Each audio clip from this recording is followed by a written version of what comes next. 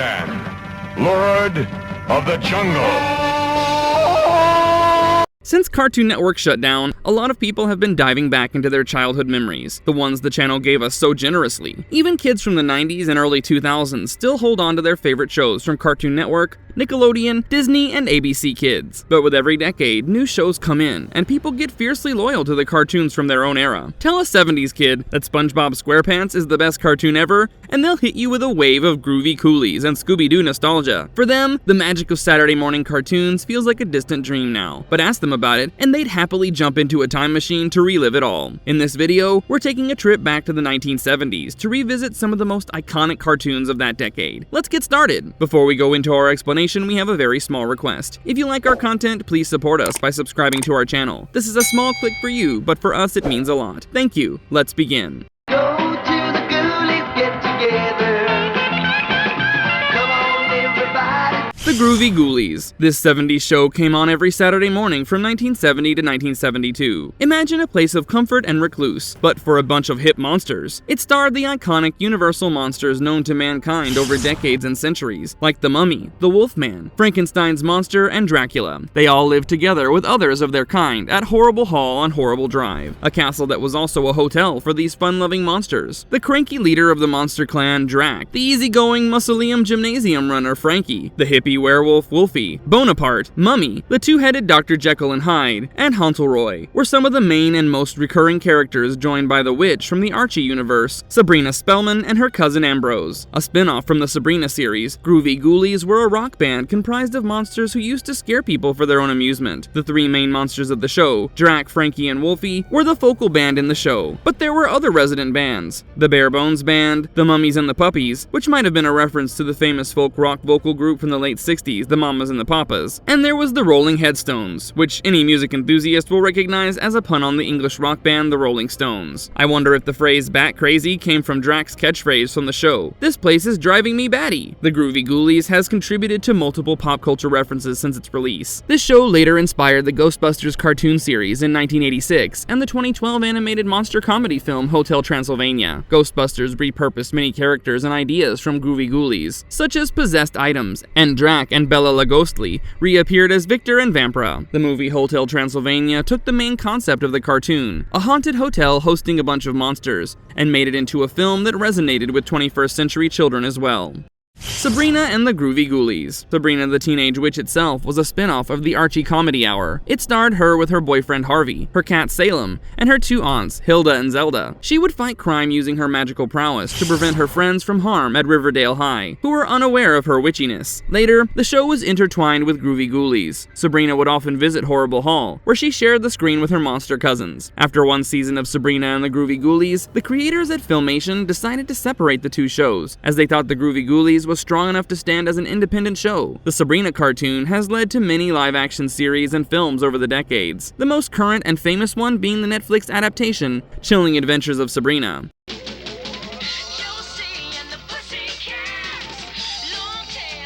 Josie and the Pussycats. If the Archies and Scooby-Doo were mixed in a grinder, this show would pour out of it. An all-girl teenage pop band in leopard print leotards who sang and toured and solved mysteries. Josie McCoy, Valerie Brown, and Melanie Valentine made up the crime-solving rock and roll band. They were accompanied on their concert routes by their shady manager, Alexander Cabot III, his jealous and scheming sister, Alexandra, with her cat Sebastian, and Josie's boyfriend and roadie, Alan Mayberry. For every episode, the crew would be on the road to perform at a concert or record a song, but they would be met with some stir-crazy criminal because of Alexandra's antics. Of course, every time they would foil the criminal's plan, and the climax would feature a Josie and the Pussycats song. It was still new to have anything but white characters in cartoons, but this show, for the first time on a Saturday morning cartoon series, had one of its main cast as a black girl, Valerie Brown, and it was a hit. Josie and the Pussycats first appeared in the Archie comic book series. Their show was always independent of the Archie Comedy Hour, and was aired by Hanna-Barbera Productions. It ran from 1970 to 71, and then in 1972, it returned as Josie and the Pussycats in Outer Space. The three teenage pop stars went about singing and getting involved in strange adventures, but this time, they were in the great vastness of outer space. Filmation was securing massive success with The Archie Show,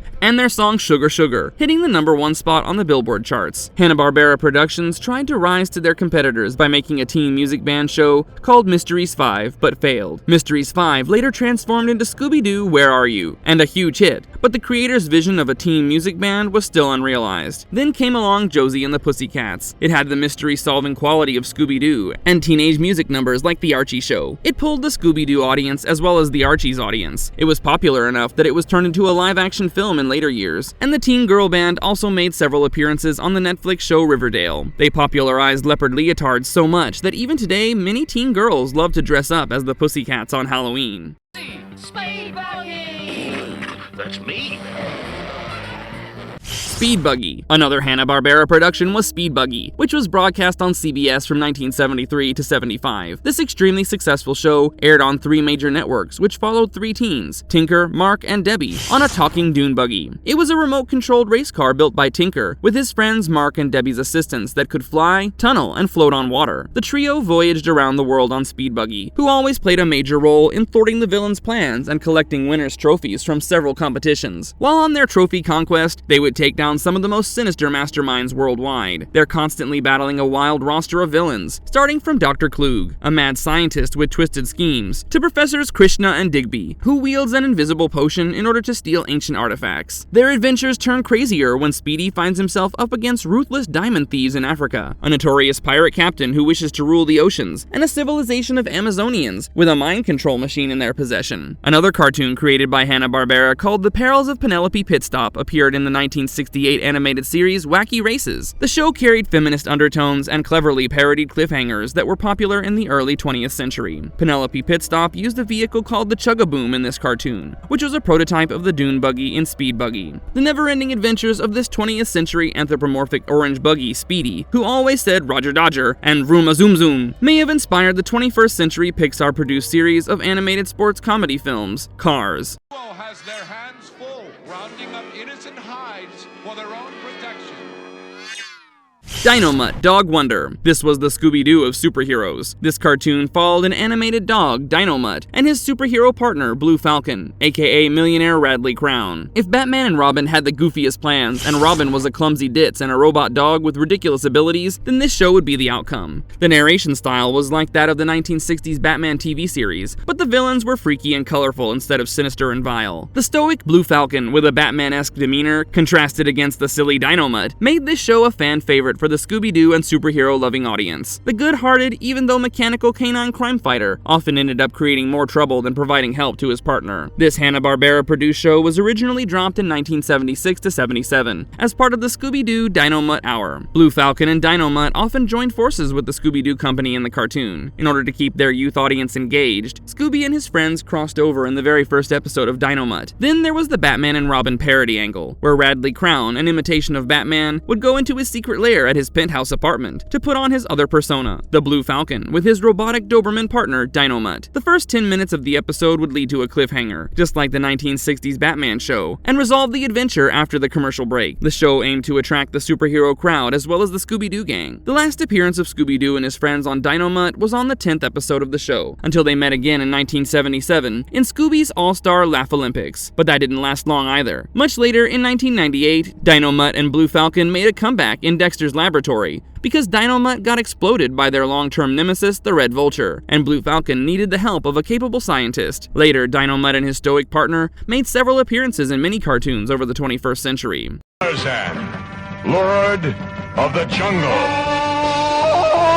Tarzan, Lord of the Jungle. A Filmation production, Tarzan, Lord of the Jungle was an animated show based in the wilds of the African jungles, and on the series written by Edgar Rice Burroughs, which aired in 1976. Tarzan always looked out for the downtrodden and became a champion for any less fortunate animals of the forest and the jungle itself. He was a baby when he was lost to his birth parents and taken in by the fictional Mangani apes of the African jungles. Raised as a feral child, the flora and fauna of the wilderness were his family and friends. His famous love interest, Jane Porter, only appeared in one episode of the show. In the animated series, unlike the Disney adaptation, Tarzan is not the typical "me Tarzan, you Jane" character. He is sharp and eloquent with his words and proficient in the survival techniques necessary to live in the jungle. This Tarzan is far removed from the Disney movie version of him in 1999, an innocent, childlike feral man who was constantly vulnerable to city people and their manipulative behaviors. The Tarzan from the original cartoon show was clever, resourceful, and quick with his words, someone who thinks deeply and expresses his thoughts clearly. In the cartoon version, his trusty sidekick is the classic Nkima the monkey, just as Burroughs originally wrote in the novels, but the movies replace him with Cheetah the chimp, a complete Disney invention. The cartoon also takes a deep dive into the world of Burroughs' Mangani ape language, making it truly feel like Tarzan's universe comprised of its unique culture and experience. You'll hear a lot of authentic words straight from the Mangani lexicons, though some brand new terms were thrown in for animals and things Burroughs never encountered. It's as if the jungle was speaking a language of its own, with Tarzan as the translator bridging two worlds. It should suffice to say that the show led to 3 Disney movie adaptations from 1999 to 2005. There was also a live-action film starring Alexander Skarsgård and Margot Robbie in 2016, titled The Legend of Tarzan. Remakes of Tarzan have been never-ending ever since its first on-screen appearance as the cartoon Tarzan, Lord of the Jungle. Another live-action film that resembles the story of Tarzan is the comedy film George of the Jungle, a parody character of Tarzan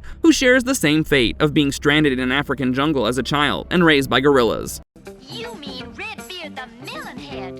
Who's a melonhead? Katano Cats. Katano Cats aired on ABC from 1969 to 1971. The Katano Cats didn't just rock their own show, they would sometimes pop up in other cartoons too, adding to their quirky appeal. This musical cats quartet comprised Groove, Country, Kitty Joe, and Scoots, who brought a groovy mix of psychedelic vibes and op art style that made each segment a visual treat for the eyes. Even decades later, the Katano Cats keep a loyal cult following, with fans drawn to their unique animation style and playful Southern American charm. This hippie cat rock band toured for concerts around the country, along with Kitty Joe's big blue dog named Teeny Tim on their converted bus named Gashopper, with a female feline groupie named Cheesy, the autograph hound, chasing them around. Chattanooga was a play on Chattanooga, Tennessee. Their group name was a conscious choice and paralleled their Southern brawl. The show ran in 4 segments for an hour from 1969 to 1970. It featured Katano Cats, Around the World in 79 Days, It's the Wolf, and Motor Mouse and AutoCat. The bright red, green, and orange colors used in the show induce a psychedelic experience. Even the intro song looks like a page ripped out of Lewis Carroll's Land of Wonder, Mushrooms, and Hookah. This op art style is in league with the zeitgeist of the 1970s, when psychedelics were a pleasure core for young adults all over the world. The Katano Cats brought a Technicolor dreamscape to the television screens, with their electric colors, fabulous tunes, and funky animation style. These cats were not just a band, they were walking, talking abstract art, with their beaming colors and optical illusion elements, acting like eye candy for the kids. Ever since, this vibrant, electrifying approach has inspired a ton of animated and live-action films, and cemented the Katano Cats' influence on visual storytelling across the decades.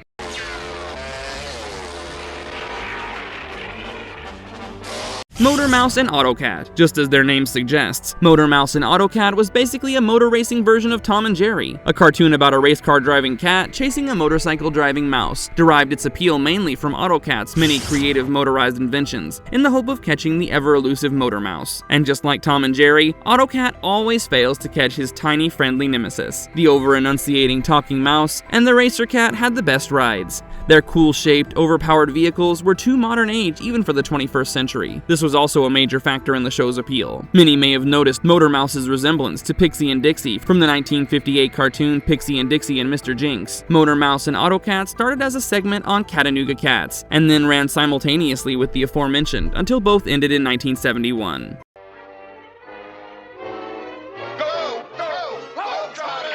The Super Globetrotters. The spin-off of Hanna-Barbera's Harlem Globetrotters premiered on NBC, where the group, consisting of mostly African-American basketball players, fought crime as undercover superheroes. This show made a significant impact in popularizing the original American exhibition basketball team of Harlem Globetrotters as superheroes. The Harlem Globetrotters cartoon, which ran for 2 seasons, featured real-life players from the original team, but the Super Globetrotters gave the players an extra kick. They each had their unique powers with flying abilities, and could take on their superhero personas by entering featuring magic portable lockers. Liquid Man, Super Sphere, Spaghetti Man, Gizmo, and Multi-Man share similar traits with superheroes from Marvel and DC Comics. A talking satellite called the Crime Globe provided the team with info about their missions. The episodes would end with the Globetrotters challenging the villain to a basketball game to retrieve some important item. The original 1926 Globetrotters and the cartoon from 1979 broke the color and race barrier. It may have been just a simple cartoon show for kids, but it played a significant role in molding young minds and paving a path for young Americans to idolize people of different colors.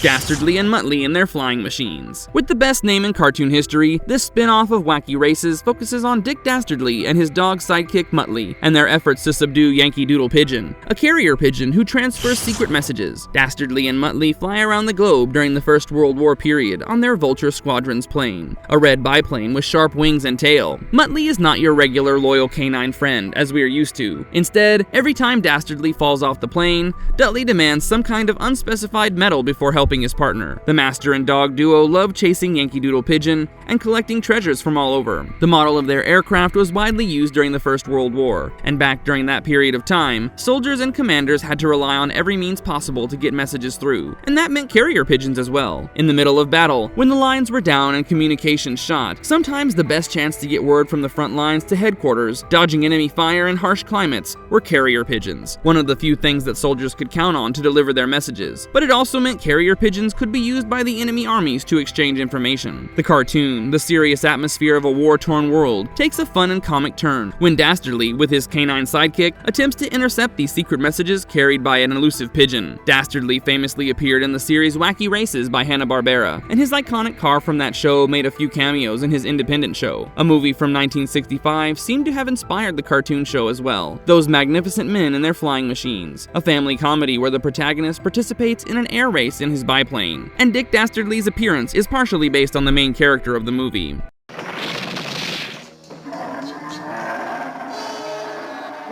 Valley of the Dinosaurs. Remember that scene from the 2014 movie Lucy with ScarJo? Remember the scene where she goes forward and backward in time? Now imagine if she went back to the Mesozoic era and got stuck there. That's basically the premise of this cartoon, which is about a 20th century family stuck with dinosaurs back in time. An American science teacher, John Butler, and his family were on a trip on the Amazon River, but their raft got overturned and sucked into a whirlpool that landed them in the Stone Age, crawling with dinosaurs and no trace of civilization. The show proved to be extremely educational for juveniles. Instead of drowsing over history books, children learned about the Stone Age and the early uses of weapons, clothing, and the hunter-gatherer lifestyle, and the discovery of fire, accompanied with entertainment. The family of 4 and their dog find themselves coexisting with various prehistoric creatures. They also befriend a clan of Neanderthals and their pet, a baby Stegosaurus. While the Neanderthals help the Butler family find a way to return to their timeline, the Butlers teach them some simple technology to make life easier in the Stone Age. Valley of the Dinosaurs may have taken inspiration from the American sitcom The Flintstones, which aired in 1960, 14 years before this cartoon show. The two shows shared the basic storyline of a regular family going about their daily business in the Stone Age. This, April. The Funky Phantom. 3 teenagers, Augie, April, and Skip, end up in an old abandoned house to take shelter from a harsh storm. They mess around with a mysterious clock in the house, which leads to the release of a wartime ghost from the American Revolution. A soldier of the 18th century American War of Independence named Jonathan Wellington Muddlemore, or Mudsy, and his cat Boo were freed when the teenage trio set a grandfather clock to midnight. The 1946 flick, The Time of Their Lives, surrounded a psychiatrist who stayed in a mansion and was haunted by 2 prankish ghosts from the Revolutionary War. This movie inspired the basic plot of the 1971 cartoon. Once the 2 ghosts were released, they followed the 3 teenagers and provided invisible assistance on many adventures. The show was a clone of the already beloved Scooby-Doo show, where the iconic talking dog is replaced by a ghost from the Revolutionary era. The show didn't last as long as Hanna-Barbera's best creation, Scooby-Doo, Where Are You?, but it was still great fun to watch, especially because of its inspired characters, like the Phantom Mudsy was not only similar to the prankster ghost from The Time of Their Lives, but also like the character from The Canterville Ghost by Oscar Wilde. Bailey's Comets. Bailey's Comets was basically wacky races on roller skates. In the cartoon, different roller skating teams would compete for a hefty monetary prize, as they raced other teams to various locations worldwide. The show focused mainly on the team known as the Bailey's Comets, and rooted for their success. It ran for 32 episodes from 1973 to 1974. Some of the curious things about this cartoon were the opposing teams, such as the Texas Black Hats and the Jekyll Hydes. The former was a group of cowboy outlaws who rode their horses and made them skate in the competition, and the latter was a group of top hat wearing English doctors who could turn into gross green monsters. Boom, boom, boom, boom, boom, grape ape, grape ape. The Great Grape Ape Show. The Great Grape Ape Show would become the outcome if King Kong was a gentle purple ape with a beagle as his friend. This tongue-twister title from Hanna-Barbera starred a 40-foot-tall giant purple ape wearing a green cap and jacket who traveled on a small yellow van with his dog pal Beagly Beagly. The ape's size was always a great inconvenience for everyone around him, because every time he'd cry, he'd cause a flood, or if he sneezed, it would bring a hurricane. He may have been inspired by King Kong, but I think he shares some traits with our current favorite tree from the MCU, Groot. The Groot in the movies of the 21st century is very different from the Groot created by Stan Lee, and more alike to the Great Grape Ape. The purple ape always shared a tender friendship with his beagle pal, just like Groot shares one with Rocket, the talking raccoon. The ape's catchphrase was exclaiming great ape," to anything said by anyone. Similarly, Groot always responds with an "I am Groot" whenever spoken to. It looks like this 16-episode-long cartoon led to the development of a fan-favorite character over time.